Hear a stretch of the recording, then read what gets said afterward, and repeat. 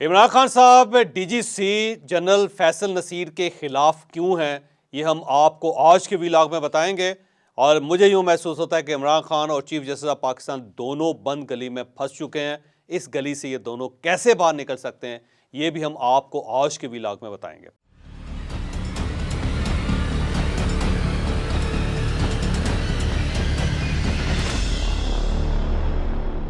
ہم اگر ریاست پاکستان کے عہدوں کو ایک دوسرے کے ساتھ تقسیم کریں تو پھر 3 عہدے ایسے نکلتے ہیں جنہیں ہم پاکستان کا مضبوط ترین عہدہ کہہ سکتے ہیں۔ میں صرف ریاست کے پوائنٹ آف ویو سے کہہ سکتا ہوں۔ تیسری دنیا کے اندر جتنی ریاستیں ہوتی ہیں اس میں جو سب سے زیادہ اہم عہدہ ہوتا ہے وہ آرمی چیف کا عہدہ ہوتا ہے، اور پاکستان کے اندر بھی آرمی چیف کا عہدہ انتہائی اہم اور انتہائی تگڑا ہے۔ اس کے بعد D G I S I جو ظاہر ہے بہت ہی اہم عہدہ ہے، اور ان کے پاس ہر قسم کی انفارمیشن ہوتی ہے، وہ گورنمنٹ کو بھی وہی انفارمیشن فیڈ کرتے ہیں، وہی آرمی کو، تمام آرم فورسز کے جتنے اہلکار ہیں، جتنے اہم افسرز ہیں، ان سب کو بھی وہی انفارمیشن پرووائڈ کرتے ہیں۔ تو یہ ایک عہدہ انتہائی اہم ہے۔ اور اس کے بعد جو تیسرا عہدہ ہے اسے کہتے ہیں ڈی جی سی، یہ انٹرنل سیکیورٹی کو دیکھتے ہیں تو ان کو ڈی جی سی کہتے ہیں، اور یہ بھی بہت اہم عہدہ ہوتا ہے۔ اور جنرل فیض حمید صاحب پہلے ڈی جی سی تھے اور اسی سے وہ D G I S I بنے تھے۔ تو اس وقت جو ڈی جی سی ہیں وہ جنرل فیصل نصیر ہیں۔ تو اگر ہم اس ہیرارکی کو دیکھیں تو سب سے پہلے آرمی چیف، اور ان کے بعد ڈی جی ایس آئی، اور ان کے بعد ڈی جی سی میجر جنرل فیصل نصیر، یہ بہت اہم ہے۔ اور عمران خان صاحب انہیں مسلسل ٹارگٹ کر رہے ہیں جب سے وہ اس عہدے پہ آئے ہیں۔ عمران خان صاحب نے اپنی زندگی کا ایک ہی مقصد بنا رکھا ہے کہ انہوں نے ان کو فوکس رکھنا ہے اور ان کے خلاف کبھی نہ کبھی بلکہ ہر وقت بولتے رہنا ہے۔ آپ کو یاد ہوگا کہ 3 نومبر کو عمران خان صاحب کے اوپر وزیر آباد میں حملہ ہوا تھا، اور اس حملے کے فوراً بعد عمران خان صاحب نے جن صاحب کا نام لیا تھا وہ میجر جنرل فیصل نصیر تھے۔ لیکن عمران خان صاحب اس سے پہلے سے ان کا نام لے رہے ہیں۔ وہ کب سے لے رہے ہیں؟ جب شہباز گل صاحب کو گرفتار کیا گیا تھا تو اس کے بعد سب سے پہلے عمران خان صاحب نے ڈرٹی ہیری کی ایک جو اصطلاح تھی وہ پاکستان کے سامنے رکھی، اور انہوں نے کہا جی ایک کریکٹر ہے ڈرٹی ہیری، اور اس کا وہی کام ہوتا ہے کہ وہ ادھر مارتا ہے ادھر مارتا ہے، گولیاں چلاتا رہتا ہے۔ تو اس وقت انہوں نے ڈرٹی ہیری کے نام سے ان کو یاد کیا تھا، اور اس کے بعد وہ بار بار اپنی تقریروں میں ڈرٹی ہیری کہتے رہے۔ لیکن جب 3 نومبر کو ان کے اوپر حملہ ہوا وزیر آباد میں تو سب سے پہلے پھر انہوں نے باقاعدہ میجر جنرل فیصل نصیر کا نام لیا، اور اس کے بعد انہوں نے کہا کہ میرے حملے میں یہ بھی ملوث ہے۔ تو اس وقت انہوں نے 4 شخصیات کو اپنے نشانے پہ رکھا تھا جس میں فیصل نصیر صاحب بھی شامل تھے۔ پھر عمران خان صاحب خاموش ہو گئے، پھر بڑے عرصے تک وہ خاموشی انہوں نے اختیار کی۔ پھر ایسے محسوس ہوتا جیسے یہ فیصل نصیر صاحب کے ساتھ ان کی صلح ہو گئی ہے، یا پھر یہ اب انہوں نے ان کو اگنور کر دیا ہے، یا پھر یہ تھوڑے سے محتاط ہو گئے اور یہ چاہتے ہیں کہ ان کے بارے میں زیادہ بات نہ کی جائے۔ لیکن پچھلے 2 ہفتوں کے دوران اچانک عمران خان صاحب جو انہوں نے دوبارہ تندی پکڑ لی، انہوں نے دوبارہ ان کے اندر سے ایک ایگریشن آیا فیصل نصیر صاحب کے بارے میں۔ اور پی ٹی آئی کے جب اندر کے لوگوں سے میں نے پوچھا کہ وجہ کیا ہے کہ آپ کیوں میجر جنرل فیصل نصیر صاحب پہ اتنے مہربان ہیں، تو پی ٹی آئی کے اپنے لوگوں کا کہنا تھا کہ ہمیں یہ محسوس ہوتا ہے کہ جو توشہ خانے کا کیس ہے اسے فیصل نصیر صاحب ہینڈل کر رہے ہیں، اور فیصل نصیر صاحب کی ڈائریکشن پہ، ان کی ایفرٹ پہ عمران خان صاحب جو ہیں ان کے خلاف فرد جرم عائد ہو رہی ہے، اور انہی کی ایفرٹ سے جج صاحب کا تبادلہ ہوا، جبکہ یہ انفارمیشن ٹوٹلی غلط تھی۔ جب میں نے ویریفائی کی تو پتہ چلا کہ یہ انفارمیشن ٹوٹلی غلط تھی۔ تو عمران خان صاحب کے اپنے ساتھیوں نے عمران خان صاحب کو یہ فیڈ کیا کہ آپ کے خلاف جو توشہ خانے کا کیس بن رہا ہے اور اس میں جو فرد جرم آپ کے خلاف عائد ہو رہی ہے اور اس پہ جتنی انویسٹیگیشن ہوئی اور جتنی چیزیں نکالی گئی ہیں ان کے پیچھے میجر جنرل فیصل نصیر ہیں، اور عمران خان صاحب نے نہ صرف اس انفارمیشن کو صحیح مان لیا بلکہ انہوں نے فیصل نصیر صاحب کو اپنے نشانے پہ بھی رکھ لیا۔ اب الزام تو پہلے بھی عمران خان صاحب ان کے اوپر لگاتے رہے، لیکن اب جو الزامات ہیں یہ واقعی سنگین الزامات ہیں۔ ان الزامات کو اس طرح اگنور نہیں کیا جا سکتا، کیونکہ عمران خان صاحب ایک تو پاکستان کی سب سے بڑی سیاسی جماعت کے لیڈر ہیں، اور اس کے ساتھ ساتھ یہ سابق پرائم منسٹر بھی ہیں، اور اس کے ساتھ ساتھ یہ ورلڈ لیول کے ایک پاپولر شخصیت بھی ہیں۔ تو اتنی پاپولر شخصیت کہ جسے امریکن میڈیا بہت کوریج دیتا ہو، جسے ویسٹرن میڈیا بہت کوریج دیتا ہو، جسے گلف کے اخبارات بھی اور میڈیا بھی بہت کوریج دیتا ہو، تو اس کی طرف سے اگر اتنا سنگین الزام لگا دینا، میرا خیال ہے اس کو یوں دھوپ میں نہیں رکھا جا سکتا۔ اس پہ ڈیفینیٹلی تحقیقات ہونی چاہیے اور فیصلہ بھی ہونا چاہیے، کیونکہ اس بار عمران خان صاحب صرف ایک ریڈ لائن کراس نہیں کی انہوں نے، بلکہ 3-4 ریڈ لائنز کراس کر گئے۔ تو اب عمران خان صاحب نے کہا کیا تھا جس کے جواب میں D G I S P R کی طرف سے ایک رسپانس بھی آیا، تو میں چاہتا ہوں کہ پہلے آپ عمران خان صاحب کو کلپ دیکھ لیں جس میں یہ الزام لگا رہے ہیں۔ میں نکل رہا ہوں، جان کو خطرہ ہے، 2 دفعہ میرے اوپر قاتلانہ حملے مارنے کی کوشش کی گئی، मैं नाम लेता हूं, दोनों दफा इनके पीछे जनरल फैसल नसीर था। मुझे भी इसने मारने की कोशिश की, और ये पीछे था जो तशद्दुद हुआ आजम स्वाति पे, उसके पीछे भी यही था। अरशद शरीफ के कत्ल के पीछे भी यही था। तो मैं आज कह रहा हूं कि ये आगे कुछ हुआ, मैं निकलने लगा हूं। मैं जलसे करूंगा अगले हफ्ते से 14 मई तक, मैं जलसे करूंगा। कुछ मुझे हुआ, सारी कौम को कह रहा हूं कि जनरल फैसल नसीर का नाम याद रख लो, ये जिम्मेदार होगा। अब अपने इस बयान में इमरान खान साहब ने सिर्फ अपने ऊपर कातलाना हमले का जिम्मेदार फैसल नसीर साहब को करार नहीं दिया, बल्कि वो ये कह रहे हैं कि अरशद शरीफ का जो कत्ल है उसके पीछे भी यही थे, और आज़म स्वाति को गिरफ्तार किया गया, शहबाज गिल को गिरफ्तार किया गया, इन दोनों पर तशद्दुद किया गया, और अब मुझे बार बार जो टारगेट किया जा रहा है उसके पीछे फैसल नसीर है। और वो ये भी कह रहे हैं कि अगर मेरे ऊपर हमला हुआ और अगर मेरी जान चली जाती है तो सिर्फ एक शख्स जिम्मेदार होगा, वो फैसल नसीर होगा। अब यहाँ पे बहुत बड़ा सवाल पैदा होता है कि आप साबिक प्राइम मिनिस्टर हैं, और अगर आपके पास कुछ सबूत है तो फिर मेरा ख्याल ये है कि आपको ये सबूत अदालत में पेश करना चाहिए। अब सवाल ये कि इमरान खान साहब किस अदालत में ये सबूत पेश करेंगे, तो बड़ा सादा सा इसका जवाब है कि जब चीफ जस्टिस ऑफ पाकिस्तान आपके लिए इतने मेहरबान हैं, वो आपके लिए आउट ऑफ द वे भी जाने के लिए तैयार हैं, वो क्रीज से बाहर निकल के गवर्नमेंट को छक्के लगा रहे हैं, तो आप उनके पास एक पिटिशन ले जाएं और उन्हें सबूत पेश करें कि जनाब ये देखें ये साजिश फलां जगह पे तैयार हुई और उसमें ये मुलव्वस है, और इस तरीके से मुझे कत्ल करने की कोशिश की गई, और इसके बाद मुसलसल कोशिशें की जा रही। और आप अरशद शरीफ का जो कत्ल है उसके बारे में भी सारे एविडेंस जो है वो फैसल नसीर के ख़िलाफ़ अगर आपके पास हैं तो आपको अदालत से रब्ता करना चाहिए। लेकिन जहाँ तक अरशद शरीफ का इशू है, वहाँ पे तो इशू ये भी है कि मुराद सईद साहब ये कह रहे थे कि सब कुछ मेरे कंप्यूटर के अंदर है, मेरे पास हर चीज़ महफूज है, लेकिन उसके बाद वो खुद गायब है, और ख़ुद भी गायब है और उनका कंप्यूटर भी गायब है। तो जब मुराद सईद साहब अपने सबूत पेश नहीं कर सके तो इमरान खान साहब क्या सबूत पेश करेंगे? फिर आज़म स्वाति की गिरफ्तारी, फिर शहबाज गिल की गिरफ्तारी और उनके ऊपर तशद्दुद, तो ये इल्ज़ाम दर इल्ज़ाम है। इन इल्ज़ामात के साथ इमरान खान साहब को सबूत पेश नहीं कर रहे। अब अगर आपके पास सबूत है तो आपको फौरी तौर पे अदालत से रब्ता करना चाहिए, फिर कमीशन बनना चाहिए, फिर फैसल नसीर साहब का कोर्ट मार्शल होना चाहिए, फिर उनके खिलाफ कार्रवाई होनी चाहिए। लेकिन अगर आपके पास कोई सबूत नहीं है, और इमरान खान साहब का ये माजी है कि इनके पास सबूत कोई नहीं होता, बयान इनका बहुत बड़ा होता है। कभी आपको याद होगा कि इन्होंने कहा था कि अमेरिका ने मेरी गवर्नमेंट तब्दील कर दी थी और इसके पीछे अमेरिकन गवर्नमेंट थी, फिर अब वो कह रहे हैं अमेरिका के साथ मेरे बड़े शानदार ताल्लुकात हैं। फिर वो ये कहते थे कि जनरल बाजवा साहब ने मेरी गवर्नमेंट गिरा दी थी, फिर जनरल बाजवा साहब एक्सटेंशन देना चाहते थे, अब फिर इनका ये कहना है कि जनरल बाजवा साहब जिम्मेदार हैं। फिर मोहसिन नकवी साहब ने भी इनकी गवर्नमेंट गिराई थी,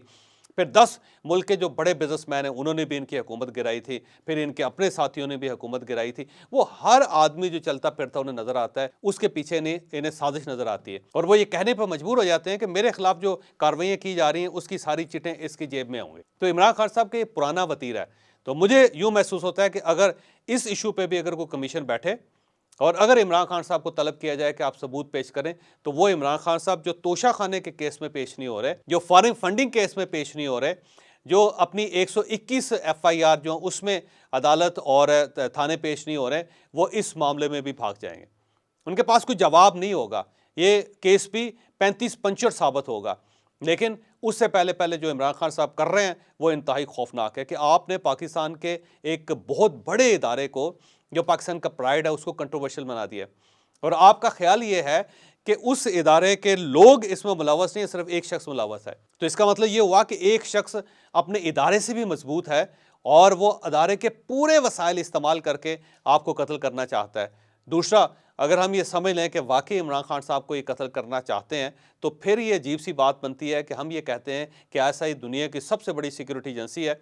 ये सबसे बड़ी इंटेलिजेंस नेटवर्क रखती है और इसके बहुत सारे ऑपरेशन कभी नाकाम नहीं हुए। तो वो अगर फ़र्ज़ करें कि साजिश करेगी इमरान खान साहब के ख़िलाफ़, तो इमरान खान साहब क्या इस तरह कोर्ट आ सकेंगे? क्या इमरान खान साहब इस तरह अपने घर बैठ सकेंगे? क्या इमरान खान साहब इस तरह सफ़र कर सकेंगे? अब अगर फ़र्ज़ कर लेते हैं कि इमरान खान साहब का ये बयानिया या इमरान खान साहब का इल्ज़ाम दुरुस्त है कि वाकई ISI इन्हें मारना चाहती है या इनके खिलाफ कोई कार्रवाई करना चाहती है, और इसके बावजूद अगर इमरान खान साहब 1.25 साल अपने घर में रह रहे हैं, अपनी सड़कों पे चल रहे हैं, वो जलसे कर रहे हैं, रैलियां कर रहे हैं, वो अदालतों में पेश हो रहे हैं और वापसी पे वो आराम से घर चले जाते हैं, तो फिर हमें ISI की जो कॉम्पिटेंसी है उसके ऊपर भी सवालिया निशान लगा देना चाहिए। پھر ہمیں یہ سوچ لینا چاہیے کہ ادارے کے اندر اتنا دم خم بھی نہیں ہے کہ وہ عمران خان صاحب کو روک سکے، بلکہ اب تو لوگ یہ بھی کہہ رہے ہیں کہ اگر ہم بہت ہی زیادہ مضبوط ہیں، پاکستان اگر نیوکلیر پاور ہے تو وہ نیوکلیر پاور عمران خان صاحب کو نہیں روک پا رہے،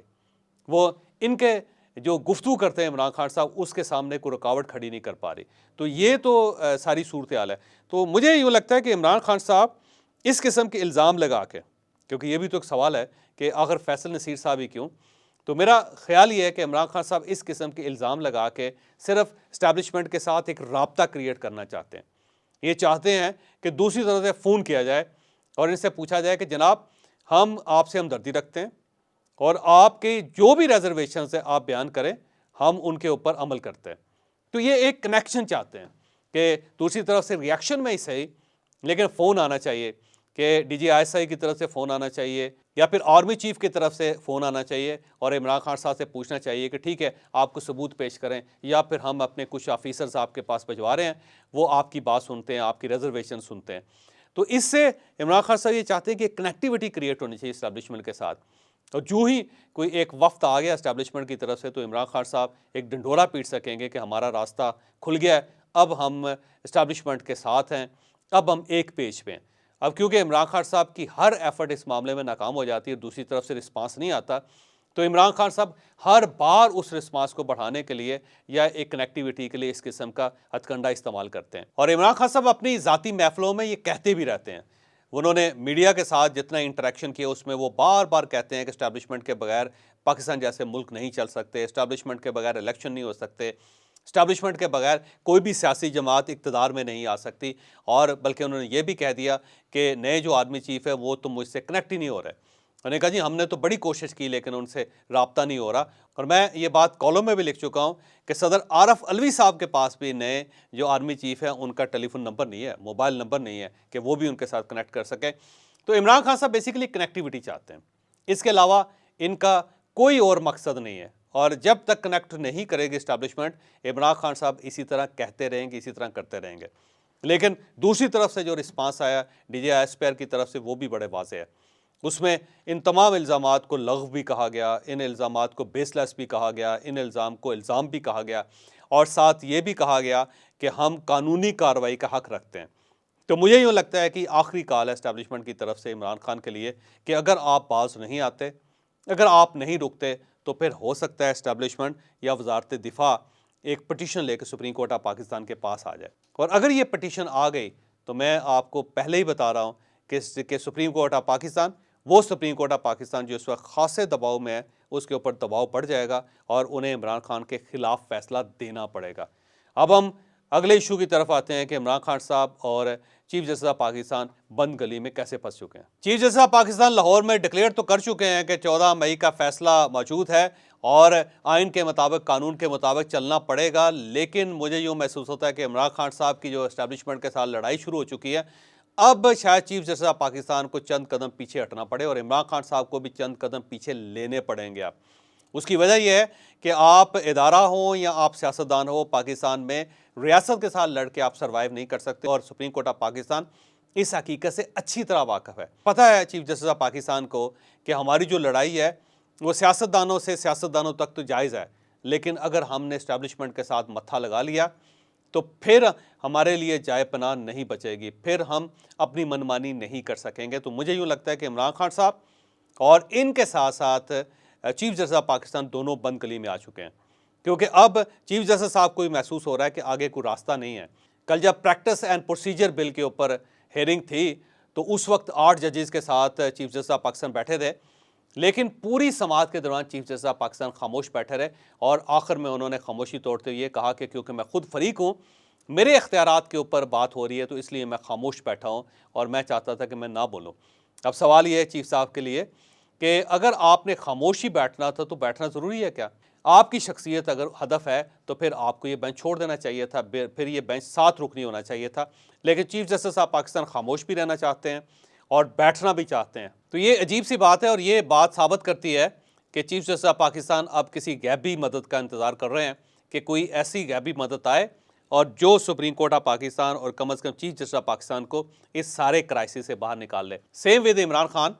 کیونکہ عمران خان صاحب کو بھی فیل ہو چکا ہے کہ میں اس دیوار تک پہنچ چکا ہوں جس کے بعد آگے کچھ بھی نہیں ہے۔ تو عمران خان صاحب بھی وہاں پہنچ چکے ہیں جہاں سے انہوں نے واپس آنا ہے، اور چیف جسٹس آف پاکستان بھی وہاں پہنچ چکے ہیں جہاں سے بالآخر انہیں واپس آنا پڑے گا۔ اور اگر یہ واپس نہیں آتے تو میرا ذاتی خیال یہ ہے کہ اسٹیٹ اس بار سپیئر کسی کو نہیں کرے گی، کیونکہ جتنا نقصان انہوں نے برداشت کرنا تھا کر لیا، اور جتنا انہوں نے الزامات سہنے تھے سہ لیے، اور جتنی پولرائزیشن اس ملک کے اندر ممکن تھی وہ انہوں نے دیکھ لی ہے۔ اب اگر اس ملک کو چلانا ہے، اس ملک کو بچانا ہے، تو بہرحال ایک سٹیپ دوسری طرف سے اب آئے گا، اور ہو سکتا ہے عمران خان صاحب کو واقعی اصلی کیس کا سامنا کرنا پڑ جائے۔ ہم آج رات 9 بجے آپ کو اپنے وی لاگ میں یہ بتائیں گے کہ 28 اپریل کو مذاکرات کے دوران پاکستان تحریک انصاف کے وفد نے مذاکرات رکوا کے فیصل چودھری صاحب کو تھانے میں کیوں بھجوایا تھا، اور وہاں پہ ایک ملزم موجود تھا جسے پولیس نے گرفتار کر لیا تھا، اور عمران خان صاحب چاہتے تھے کہ ہر صورت اس ملزم کو پولیس کے شکنجے سے بچایا جائے۔ اب وہ ملزم کون تھا، یہ ہم آپ کو آج کے رات 9 بجے کی وی لاگ میں بتائیں گے۔